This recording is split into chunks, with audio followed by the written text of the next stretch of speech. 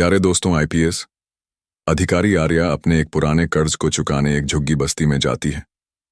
बरसों पहले जब वह तैयारी कर रही थी, तब एक भिखारी ने उसे ठंड में खाना और RS-200 देकर मदद की थी। अब वह कर्ज लौटाने जाती है, लेकिन पता चलता है कि वह भिखारी अब इस दुनिया में नहीं है। उसका छोटा परिवार, 2 बच्चे और एक विधवा पत्नी गुमनामी और भूख में जी रहे हैं। दोस्तों, आईपीएस मैडम ने फिर जो किया, उसको जानने के लिए वीडियो में अंत तक बने रहना। दोस्तों, सर्दियों की वह रात आज भी आईपीएस आर्या के जहन में ज्यों की त्यों बसी थी। दिल्ली की गलियों में कड़कती ठंड और कोहरे की चादर ने हर किसी को अपनी गिरफ्त में ले लिया था। चाय की छोटी सी दुकान बंद हो चुकी थी और उसे अपनी कोचिंग क्लास से घर लौटते हुए पेट में आग सी महसूस हो रही थी। जेब में कुछ नहीं था और जिस पैसे पर उसने भरोसा किया था, वह गलती से गिर चुका था, या शायद जेब कट गई थी। दिल्ली की भीड़-भाड़ में यह होना कोई नई बात नहीं थी, लेकिन उस दिन की भूख और बेबसी किसी घायल पंछी की तरह उसके सीने में फड़फड़ा रही थी। ठंड में ठिठुरती हुई वह एक सड़क किनारे बैठ गई थी। शायद आंसू भी ठंड से जम गए थे, लेकिन मन अंदर ही अंदर पिघल रहा था। तभी एक बुजुर्ग भिखारी, जो वहीं मंदिर के बाहर बैठा था, धीरे धीरे उसके पास आया। उसने देखा लड़की कांप रही है, आंखें सूजी हुई हैं और हाथ थरथरा रहे हैं। उसने बिना कुछ पूछे अपनी छोटी सी थैली से 8-900 निकालकर उसकी ओर बढ़ा दिए। आर्या ने हैरानी से उसकी ओर देखा।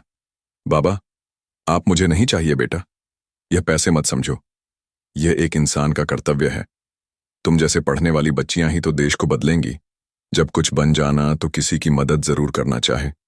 मेरी भी उसकी आंखों में वह सच्चाई थी जो शायद किसी पाठ्यक्रम में नहीं मिलती। आर्या ने उस नोट को हाथ में लिया और केवल धन्यवाद कहकर वहां से निकल गई थी। लेकिन उसके दिल में एक वादा बस गया था, इस कर्ज को जरूर लौटाना है। यह सिर्फ R-200 नहीं थे, यह एक भूखे इंसान की भूख से ऊपर उठकर की गई मदद थी, जिसे भुलाना आसान नहीं था। साल बीते संघर्षों की जंग के बाद वही लड़की आज देश की तेज तर्रार आईपीएस अधिकारी बन चुकी थी। आर्या सिंह एक नाम जो अपराधियों के लिए खौफ, लेकिन आम जनता के लिए उम्मीद का प्रतीक बन चुका था। लेकिन इंसान चाहे जितना बड़ा बन जाए, कुछ वादे उसे जमीन से जोड़े रखते हैं। वह वादा आज भी उसके दिल में धड़कता रहा। एक दिन फाइलों के ढेर के बीच जब एक केस की रिपोर्ट पर हस्ताक्षर करते हुए उसकी नजर पुराने बटुए में रखे एक मुड़े तुड़े कागज के टुकड़े पर पड़ी, तो उसकी आत्मा कांप गई। वहीं भिखारी का नाम रमेश और एक पुराना पता दर्ज था। उसने फौरन छुट्टी ली और उसी ठिकाने की ओर निकल पड़ी जहां से उसकी जिंदगी ने करवट ली थी। मंदिर के बाहर की सड़क अब पहले जैसी नहीं थी। बड़ी बड़ी इमारतें खड़ी थीं और भीड़ पहले से अधिक हो चुकी थी। लेकिन मंदिर का वही कोना, वही सीढ़ियां, बस एक चेहरा गायब था। आर्या ने मंदिर के पुजारी से पूछा, बाबा, क्या आप रमेश भिखारी को जानते हैं? पुजारी ने लंबी सांस ली। हाँ बेटी, जानते थे, बड़ा नेक इंसान था। 2 साल पहले इस दुनिया को छोड़ गया। बीमारी और भूख दोनों ने मिलकर उसे ले लिया। आर्या की आंखों में आंसू भर आए। वह जमीन पर बैठ गई। उसके होंठ कांपे। मैं उसे कुछ लौटाना चाहती थी, लेकिन अब वह नहीं रहा। पुजारी ने उसके कंधे पर हाथ रखकर कहा, उसकी पत्नी है और 2 छोटे बच्चे बहुत गरीब हैं, झोपड़पट्टी में रहते हैं, काफी परेशान हैं। शायद आप उनसे मिल सकती हैं। आर्या ने धन्यवाद कहा और उसी समय उस झोपड़पट्टी की ओर रवाना हो गई। वह जानती थी, कुछ आरण मौत से भी नहीं मरते। झोपड़पट्टी की गंदी गलियों में पैर रखते ही आर्या की आंखों में पानी उतर आया। मटमैली गलियों से उठती बदबू, टूटी हुई झोपड़ियों की खामोशी, बच्चों की भुखमरी से भरी नजरें, यह सब देखकर वो कुछ पलों के लिए ठहर गई। यह वही जगह थी जहां कभी एक इंसान ने, जिसे दुनिया भिखारी कहती थी, इंसानियत की सबसे बड़ी मिसाल पेश की थी। आज वह इंसान नहीं था, लेकिन उसके दिए हुए शब्द और उसका आरण अब भी जिंदा था। वह धीरे धीरे उस पते की ओर बढ़ी जो पुजारी ने दिया था। एक टूटी फूटी झोपड़ी के सामने खड़ी हुई, जिसकी छत टीन की चादरों से ढंकी थी और दीवारें काले पॉलीथीन से बनी थीं। झोपड़ी के बाहर 2 छोटे बच्चे बैठे हुए मिट्टी में कुछ रेखाएं खींच रहे थे। एक बच्ची शायद 7 साल की रही होगी और लड़का 4 या 5 साल का। दोनों के कपड़े मैले और फटे हुए थे, लेकिन उनकी आंखों में अजीब सी चमक थी, जैसे किसी ने उन्हें अब तक छुआ ना हो। आर्या ने धीरे से पूछा, बिटिया, ये रमेश भैया का घर है क्या? बच्ची ने चौंक कर उसकी ओर देखा, फिर झोपड़ी के अंदर भाग गई। माँ, कोई मैडम आई हैं, पापा का नाम ले रही हैं। झोपड़ी से एक कमजोर और थकी हुई महिला बाहर निकली। उसकी आंखों के नीचे काले घेरे थे, बाल बिखरे हुए और चेहरा भूखा लेकिन शांत। वह आर्या को देखते ही झिझकी, फिर सिर झुकाकर बोली, हाँ मैडम, आप कौन? आर्या ने हल्की मुस्कान के साथ जवाब दिया, मैं बस एक आरण चुकाने आई हूं जो आपके पति ने मुझे बरसों पहले दिया था, और वह Rs-200 का नोट जो उसने अब तक अपनी डायरी के भीतर संभाल कर रखा था, उसके हाथ में रख दिया। महिला की आंखों में आंसू भर आए। उसने धीरे से कहा, हमने तो सोचा था वह दुनिया छोड़ दे तो उनके साथ ही सब खत्म हो गया। लेकिन आप कौन हैं मैडम? आर्या ने अपने नाम का परिचय दिए, बिना झोपड़ी के भीतर बैठने की अनुमति ली। वहां बैठकर उसने पहली बार रमेश की पत्नी शकुंतला देवी से विस्तार से बातें की। उसे पता चला कि रमेश हमेशा दूसरों की मदद करता था। जब वह खुद भूखा होता तब भी किसी को रोटी दे देता। कई बार जब पास कुछ नहीं होता तो भी झूठा दिलासा दे देता, चलो मैं कहीं से लाता हूं, और फिर खुद खाली पेट सो जाता। बीमारी ने उसे जल्दी पकड़ लिया। इलाज ना मिल पाने के कारण उसने बिस्तर पकड़ लिया और एक दिन इस दुनिया को अलविदा कह गया। शकुंतला की आवाज टूटती जा रही थी। उसके शब्दों में एक थकावट थी जो समय से भी अधिक पुरानी लग रही थी। बच्चे अब भी चुपचाप बैठे अपनी मां की ओर देख रहे थे। आर्या ने उनकी आंखों में कुछ पहचाना, वही मासूमियत, वही सहनशीलता जो कभी उसने अपनी आंखों में देखी थी। अचानक झोपड़ी के बाहर हलचल सी हुई। कुछ लोग जोर जोर से चिल्ला रहे थे, कहीं यह वही आईपीएस अफसर तो नहीं जो इलाके में पूछताछ कर रही हैं। शकुंतला सहम गई। मैडम, आपको कुछ हो ना जाए। आर्या मुस्कुराई, आप चिंता मत कीजिए, मैं कोई छुपाने वाली चीज नहीं हूं। वह बाहर निकली और देखा, कुछ युवक झुग्गी के पास मंडरा रहे थे। उनके चेहरे पर शक और असहजता थी।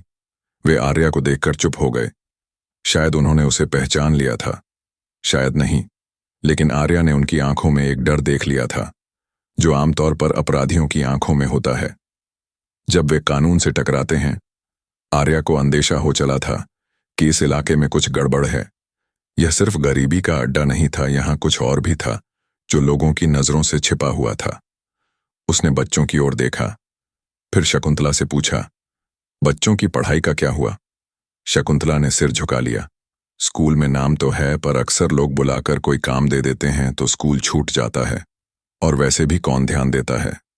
इन झोपड़ियों में रहने वालों पर आर्या को अंदर कुछ टूटता हुआ महसूस हुआ।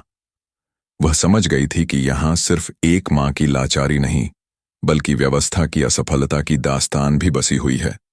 वह चुपचाप बच्चों को देखकर सोचती रही, क्या इन्हें भी वही संघर्ष झेलना होगा जो उसने झेला था?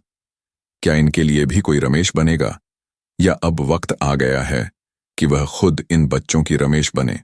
झोपड़ी से निकलते वक्त आर्या ने अपने बैग से एक पुराना पेन निकालकर उस छोटी बच्ची के हाथ में दिया। नाम क्या है तुम्हारा? उसने पूछा। बच्ची बोली, आरती। आर्या ने कहा, आरती, ये पेन संभाल कर रखना, एक दिन तुम इससे अपने सपनों की दुनिया बनाओगी। और जब वह झोपड़ी से बाहर निकली तो उसकी चाल में एक नया संकल्प था। आर्या को अब यह मामला सिर्फ एक भावनात्मक कर्ज नहीं, बल्कि एक सामाजिक जिम्मेदारी लगने लगा था। वह यह महसूस कर चुकी थी कि रमेश की मौत केवल भूख या बीमारी का नतीजा नहीं थी। उस झोपड़ी के सन्नाटे में कुछ तो ऐसा था जो जुबान नहीं खोल रहा था, लेकिन नजरें बहुत कुछ कह रही थीं। शकुंतला की बातों में एक तरह की घबराहट और सावधानी थी, जैसे वह कुछ छिपा रही हो, या शायद कुछ ऐसा जानती हो जो बोल नहीं सकती। आर्या को यह भी अजीब लगा कि उसके झोपड़ी में आने के थोड़ी ही देर बाद मोहल्ले में कुछ अजनबी चेहरे दिखाई देने लगे थे, जिनके कपड़े मैले थे, लेकिन चाल में किसी नेता या गुंडे की तरह का आत्मविश्वास और बेशर्मी थी। आर्या की नजरें तेज थीं। वह चाहती तो उसी वक्त उन्हें पकड़कर कुछ सवाल कर सकती थी, लेकिन अब भी वह वक्त नहीं था। वह जानती थी कि अपराध को जड़ से मिटाना है तो उसकी जड़ों तक जाना होगा। शाम को थाने लौटने के बाद आर्या ने एक गुप्त मीटिंग बुलाई। इस केस को लेकर वह कोई शोर नहीं मचाना चाहती थी, क्योंकि वह जानती थी कि जो लोग इस गंदगी में शामिल हैं वह अपने बचाव के लिए किसी भी हद तक जा सकते हैं। उसने अपने भरोसेमंद सब इंस्पेक्टर राजवीर और क्राइम ब्रांच के अफसर पूजा शर्मा को बुलाया। उन्हें विस्तार से रमेश की झोपड़ी शकुंतला और बच्चों के हालात और उस इलाके में घूमते संदिग्ध चेहरों की जानकारी दी। पूजा ने एक बात जोड़ी, मैडम, पिछले कुछ महीनों में उस इलाके से 4 बच्चों के गुमशुदगी की रिपोर्ट आई थी, लेकिन हर बार किसी न किसी बहाने मामला बंद कर दिया गया। आर्या का माथा ठनका। क्या सभी बच्चे झुग्गी इलाके से थे? पूजा ने हाँ में सिर हिलाया। और सभी 5 से 10 साल के बीच। अब यह साफ होने लगा था कि उस इलाके में कोई गंभीर गिरोह काम कर रहा था, शायद बाल तस्करी या बाल मजदूरी से जुड़ा हुआ कोई नेटवर्क। आर्या ने उस रात किसी और केस पर ध्यान नहीं दिया। उसने रमेश के जीवन को आधार बनाकर इस अंधेरे कोने की रोशनी में लाने का संकल्प लिया। अगले दिन वह बिना पुलिस की वर्दी के एक सामाजिक कार्यकर्ता के रूप में उसी बस्ती में लौटी। इस बार वह अलग अलग घरों में गई और बच्चों व महिलाओं से बातें करने लगी। कुछ लोगों ने उससे साफ इनकार कर दिया कि उन्हें कुछ पता है, लेकिन कुछ माँओं की आंखों में ऐसा दर्द था जो बोलने से डरता था। एक बुजुर्ग महिला जो रमेश की पड़ोसी रह चुकी थी ने धीरे से बताया कि कुछ लोग बस्ती में अक्सर आते थे और बच्चों को कुछ काम दिलवाने के बहाने बाहर ले जाते थे। कई बच्चे कभी लौटे ही नहीं, और जब परिवार वालों ने सवाल किया तो उन्हें धमकाया गया। कुछ तो डर के मारे इलाका ही छोड़ गए। आर्या को यह बात सुनकर भीतर से गुस्सा आया, लेकिन उसने संयम नहीं खोया। उसने अगले कुछ दिनों तक लगातार उस इलाके में मौजूद रहकर संदिग्ध गतिविधियों को नोट किया, और फिर एक रात जब वह वहीं पास के एक ढाबे पर बैठी हुई थी, उसने देखा कि एक सफेद वैन बिना किसी आवाज के झुग्गियों की तरफ मुड़ी। उसमें 2 पुरुष बैठे थे और पीछे की सीट पर 2 छोटे बच्चे। वह तुरंत चौकन्नी हो गई। वैन का पीछा करते हुए वह एक पुराने कारखाने की ओर पहुंची जो अब सुनसान पड़ा था। वैन अंदर गई और शटर बंद हो गया। आर्या ने तुरंत राजवीर और पूजा को सूचना दी। कुछ ही देर में बिना सायरन वाली एक टीम उस स्थान पर पहुंची और चारों तरफ से कारखाने को घेर लिया गया। अंदर से हल्की सी रोशनी और बच्चों के रोने की आवाजें आ रही थीं।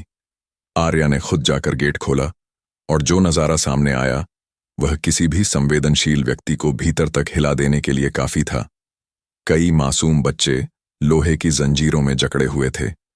उनके कपड़े फटे हुए और चेहरे पर डर की लकीरें थीं।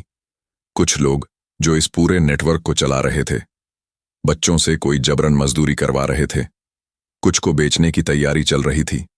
छापे में कुल 13 बच्चे बरामद हुए, जिनमें से 3 वही थे जिनकी गुमशुदगी की रिपोर्ट पहले थाने में आई थी। बाकी के बारे में जानकारी जुटाई जा रही थी। गिरोह के 4 मुख्य सदस्य मौके पर गिरफ्तार हुए और उनके पास से कई नकली दस्तावेज, बच्चों की फर्जी आईडी और कुछ मोबाइल फोन बरामद हुए, जिनमें सौदों की बातचीत रिकॉर्ड थी। आर्या ने जब शकुंतला को आकर बताया कि अब कोई भी बच्चा उसकी बस्ती से गायब नहीं होगा, तो वह फूट फूट कर रो पड़ी। उसने आर्या के पैर छूने की कोशिश की, लेकिन आर्या ने उसे गले लगा लिया। तुम्हारे पति ने एक दिन मुझे सहारा दिया था, आज मैं बस उसका आरण उतार रही हूं। इस पूरी कार्यवाही ने बस्ती के लोगों को हिम्मत दी। वे अब खुलकर बोलने लगे। आर्या ने बच्चों के लिए एक छोटी सी शिक्षा केंद्र की योजना शुरू की, जो जल्द ही पूरे जिले में फैल गई। लेकिन उसकी नजरें अब भी रमेश के बच्चों पर थी, आरती और छोटा राहुल। वह उन्हें सिर्फ बचाना नहीं चाहती थी, बल्कि उन्हें एक ऐसा जीवन देना चाहती थी जो उन्हें इस बस्ती के दायरे से बाहर निकाल सके। वह जानती थी यह सिर्फ एक अपराध का अंत नहीं था या एक नई शुरुआत की भूमिका थी। आर्या के दिमाग में अब केवल एक ही लक्ष्य था, रमेश के बच्चों को वह मुकाम दिलाना जो उनके पिता ने उनके लिए शायद कभी सोचा भी नहीं होगा। अपराध की जड़ें तो उखाड़ दी गई थीं, लेकिन जिंदगी की जड़ें अब भी कमजोर थीं। बस्ती की हवा थोड़ी बदल चुकी थी। डर अब उतना नहीं था। लोग अब आर्या को मसीहा की नजर से देखने लगे थे। बच्चों के चेहरे पर अब पहले जैसा डर नहीं, बल्कि उम्मीद की झलक दिखाई देने लगी थी। पर आर्या जानती थी, केवल एक छापेमारी या एक स्कूल खोल देने से यह कहानी पूरी नहीं होती। इन बच्चों को सिर्फ किताबें नहीं, उनका भविष्य चाहिए था, और वह भविष्य सड़कों पर नहीं सोच में लिखा जाता है।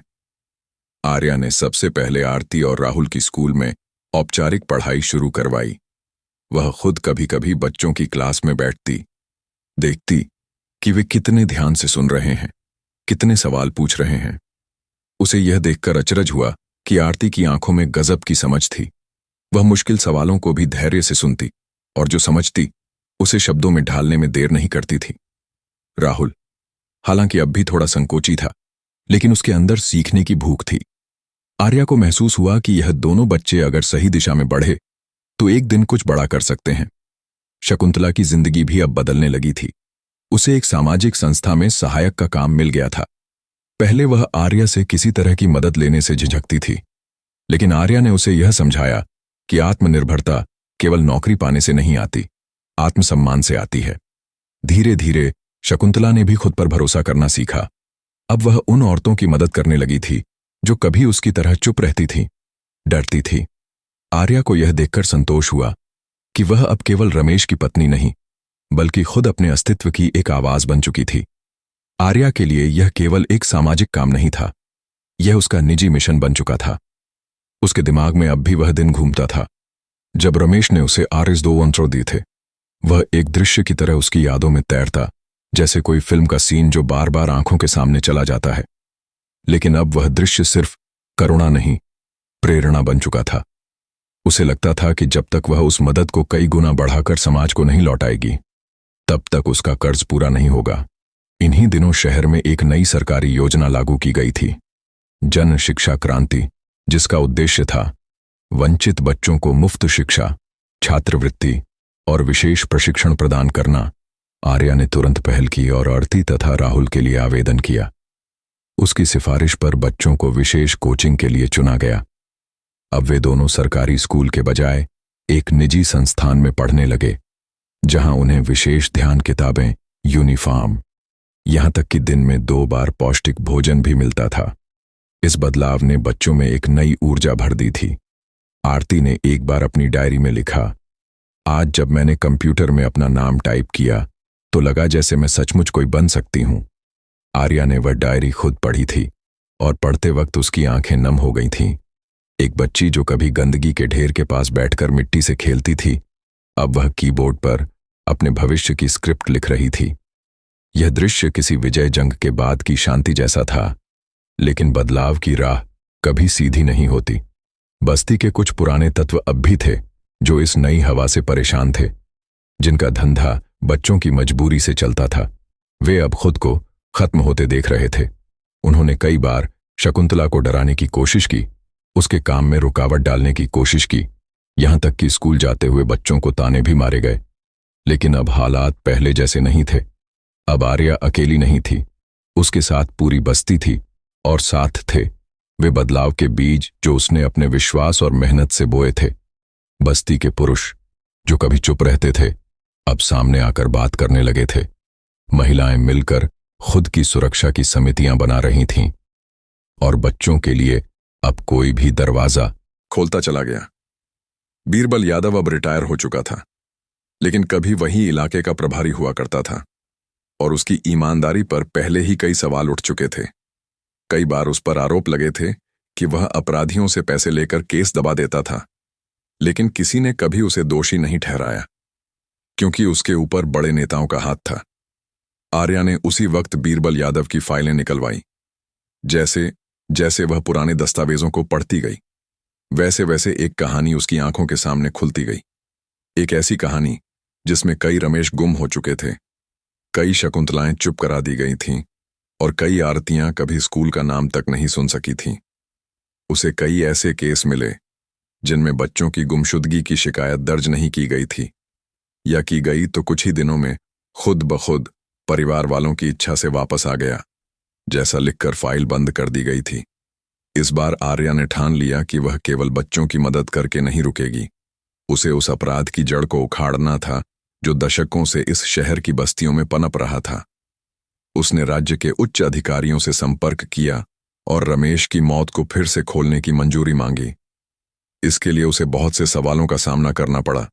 कई लोगों ने कहा कि इतने साल पुराने केस में अब क्या रखा है, लेकिन जब उसने सबूत पेश किए तो मामला गर्मा गया। एक विशेष जांच टीम गठित की गई और बीरबल यादव को पूछताछ के लिए बुलाया गया। पहले तो उसने हर आरोप से इनकार किया, लेकिन जब आर्या ने उसके पुराने कॉल रिकॉर्ड, बैंक स्टेटमेंट और एक गवाह, एक पूर्व कांस्टेबल की गवाही पेश की, तो बीरबल की चुप्पी टूटने लगी। कांस्टेबल ने बताया कि कैसे बीरबल उन बच्चों की जानकारी गिरोह को देता था और उसके बदले में हर महीने एक मोटी रकम वसूलता था। रमेश ने एक दिन उस गिरोह के एक आदमी को झुग्गी में बच्चों से बात करते देख लिया था और उसे पकड़कर थाने लाया था, लेकिन बीरबल ने खुद उस आदमी को छोड़ दिया और रमेश को ही डरा धमकाकर भगा दिया। बीरबल की गिरफ्तारी होते ही मीडिया में टहलका मच गया। एक ओर जहां लोग आर्या की तारीफ कर रहे थे, वहीं दूसरी ओर उसे जान से मारने की धमकियां मिलने लगीं। लेकिन अब वह किसी डर के अधीन नहीं थी। उसका मकसद अब सिर्फ एक सामाजिक बदलाव नहीं था, वह उन तमाम आवाजों की प्रतिध्वनि बन चुकी थी जो वर्षों से दबा दी गई थी। इस पूरे मामले में आर्या ने एक सच्ची मिसाल कायम की। उसने साबित किया कि इंसाफ कभी भी पुराना नहीं होता और ना ही कोई कर्ज वक्त के साथ मिटता है। रमेश का दिया वह RS 200 अब केवल एक नोट नहीं था, वह इंसानियत की वह पूंजी थी जिसे आर्या ने कई गुना बढ़ाकर पूरे समाज को लौटाया था। बस्ती में अब लोग आर्या को केवल अफसर नहीं, एक परिवार का हिस्सा मानते थे। कोई उसे दीदी कहता, कोई बिटिया, और वह सबकी बात उतनी ही संवेदना से सुनती जैसे किसी घर की बड़ी बहन, मां या बेटी सुनती है। अब हर सुबह जब वह आरती और राहुल को स्कूल बस में चढ़ते देखती तो उसकी आंखों में एक सुकून होता, जैसे उस RS 200 का असली मूल्य अब समझ में आ गया हो। बरसात की एक नर्म सुबह थी। आसमान बादलों से ढका था, लेकिन हवा में सिहरन नहीं, सुकून था। वह सुकून जो किसी लंबी लड़ाई के बाद धीरे धीरे जीवन की सांसों में उतरता है। बस्ती की गलियों से अब वह दुर्गंध नहीं आती थी जो गरीबी और अपराध की मिलीजुली बदबू हुआ करती थी। अब वहां बच्चों की किलकारियां थीं। स्कूल यूनिफॉर्म में सजे हुए सपने थे और औरतों की बातचीत में अब डर नहीं, आत्मविश्वास था। और उस माहौल की धड़कन थी आर्या, जो आज भी सुबह सुबह सादी साड़ी पहनकर वहीं पहुंच जाती थी जहां से उसकी यह अनकही यात्रा शुरू हुई थी। वह अक्सर रमेश की झोपड़ी के सामने जाकर कुछ देर बैठती थी। अब वह झोपड़ी नहीं रही। सरकार की योजना से वहां एक छोटा सा पक्का कमरा बन गया था जिसमें शकुंतला और उसके दोनों बच्चे रहते थे। घर के बाहर तुलसी का एक छोटा सा पौधा रखा था जिसके नीचे एक दिया सुबह शाम जलाया जाता था। वही दिया जिसकी लौ को देखकर कभी रमेश अपने बच्चों के भविष्य की कल्पना किया करता था। आज उसकी कल्पना को जमीन मिल गई थी। आरती अब 10वीं कक्षा में टॉप करने के बाद शहर के सबसे प्रतिष्ठित इंटर स्कूल में पढ़ रही थी। उसने भाषण प्रतियोगिता में जिला स्तर पर पहला स्थान जीता था। उसके शब्दों में वह परिपक्वता थी जो केवल संघर्षों की कोख से जन्म लेती है। राहुल भी अब पढ़ाई के साथ साथ चित्रकला में निपुण हो गया था। उसकी बनाई एक पेंटिंग को राज्य स्तर पर सम्मान मिला था, जिसमें एक बूढ़ा भिखारी एक लड़की को किताब पकड़ा रहा था और पीछे से सूरज उग रहा था। जब आर्या ने वह चित्र देखा तो उसकी आंखों से आंसू थम नहीं सके। उसमें रमेश था, उसमें वह खुद थी, उसमें वह यात्रा थी जिसे शब्दों में बांधना आसान नहीं था। उस दिन स्कूल में एक विशेष समारोह रखा गया था जहां समाज के उन बच्चों को सम्मानित किया जाना था जिन्होंने विषम परिस्थितियों के बावजूद शिक्षा और संस्कृति के क्षेत्र में उत्कृष्ट प्रदर्शन किया था। आर्या को मुख्य अतिथि के रूप में बुलाया गया था। मंच पर जब उसका नाम पुकारा गया और वह खड़ी हुई तो तालियों की गड़गड़ाहट में बस्ती के बच्चों की चीखें शामिल थीं। वहां कोई नहीं था जिसे यह ना पता हो कि आर्या कौन है। वह सिर्फ एक अफसर नहीं थी, वह एक सपना थी जो अपनी नींव में एक भिखारी की भलाई का पत्थर लेकर खड़ा हुआ था। आरती ने जब मंच से भाषण दिया तो उसकी हर पंक्ति में आर्या की छाया थी। कभी किसी ने कहा था कि RS 200 से कुछ नहीं बदलता, लेकिन मैं कहती हूं RS 200 ने मेरी पूरी जिंदगी बदल दी। मेरे पापा ने कभी एक भूखी लड़की को सहारा दिया था, आज वही लड़की हमारे लिए आसमान बन गई है। और मंच पर बैठी आर्या जैसे किसी और दुनिया में चली गई। वक्त थम गया था। धड़कनों में रमेश की यादें उतर आई थीं। समारोह के बाद आर्या ने बच्चों से मिलते हुए एक फैसला किया। उसने अपने नाम पर शुरू की गई छात्रवृत्ति योजना को बदलकर रमेश फाउंडेशन स्कॉलरशिप कर दिया। उसने कहा कि उसका नाम नहीं, उस शख्स का नाम जिंदा रहना चाहिए जिसने बिना किसी स्वार्थ के उसे इंसानियत की राह दिखाई। यह खबर पूरे राज्य में फैल गई। लोगों को पहली बार यह समझ में आया कि भलाई केवल बड़े लोगों से नहीं बल्कि उन अनदेखे अनसुने चेहरों से भी होती है जो रोज सड़क किनारे किसी ईश्वर की तरह चुपचाप बैठे होते हैं। आर्या को अब प्रमोशन मिल चुका था। वह अब एक बड़े शहर की डीआईजी बन चुकी थी, लेकिन उसके कमरे में आज भी एक पुरानी तस्वीर रखी थी। एक भिखारी की मुस्कुराती हुई तस्वीर जिसके नीचे एक सादा सा नोट लिखा था, इंसानियत कभी कर्ज नहीं रखती, वह लौटकर जरूर आती है। उसकी हर सुबह अब दफ्तर की फाइलों से नहीं बल्कि बच्चों की आवाजों से शुरू होती थी। वह हफ्ते में एक दिन अब भी उस बस्ती जाती थी। आरती और राहुल के साथ बैठकर कहानियां सुनती थी। कभी रमेश की कहानी सुनाती, कभी अपनी। वह जानती थी कि इन बच्चों को सिर्फ कानून नहीं, कहानी चाहिए, उम्मीद चाहिए, और यह जिम्मेदारी अब उसकी थी। एक शाम जब सूर्य अस्त हो रहा था और आसमान सिंदूरी हो चला था, आर्या मंदिर की सीढ़ियों पर बैठी थी जहां कभी रमेश ने उसे आर्स 200 दिए थे। वह हाथ जोड़कर खामोशी से बैठी थी। उसकी आंखें बंद थीं, लेकिन भीतर एक आवाज गूंज रही थी, रमेश की आवाज, जब कुछ बन जाना तो किसी और की मदद जरूर करना। आर्या ने अपनी आंखें खोली और मंद मुस्कान के साथ बुदबुदाई, मैंने किया रमेश भैया, अब आप चैन से सो जाइए। उस दिन ना तो कोई केस दर्ज हुआ, ना कोई गिरफ्तारी हुई, ना कोई अदालत की तारीख थी, लेकिन आर्या ने इंसाफ का वह अध्याय पूरा कर दिया था जो कानून की किताबों में नहीं लिखा जाता, सिर्फ दिलों में महसूस किया जाता है। और इसी के साथ आर्या चुक गया था पैसों का नहीं बल्कि इंसानियत का। तो दोस्तों, ये थी आज की कहानी। आपको कहानी कैसी लगी? आपकी जो भी राय कमेंट बॉक्स में लिख सकते, लोगों के साथ शेयर कर सकते हो। वीडियो अगर अच्छी लगी तो वीडियो को लाइक और चैनल को सब्सक्राइब जरूर करें ताकि हमें थोड़ा सा हौसला मिले आप लोगों के लिए ऐसे ही अच्छे अच्छे वीडियो बनाने के लिए। इन कहानियों को सुनाने का उद्देश्य किसी को परेशान करना बिल्कुल भी नहीं है। यह कहानी आपको इसलिए सुनाई जाती है ताकि आप लोग इन कहानियों में से कुछ ना कुछ सीख सको और अपने जीवन में उस चीज को अप्लाई कर सको। मिलते हैं किसी अगली वीडियो में नए टॉपिक के साथ। तब तक के लिए आप सभी का बहुत बहुत शुक्रिया।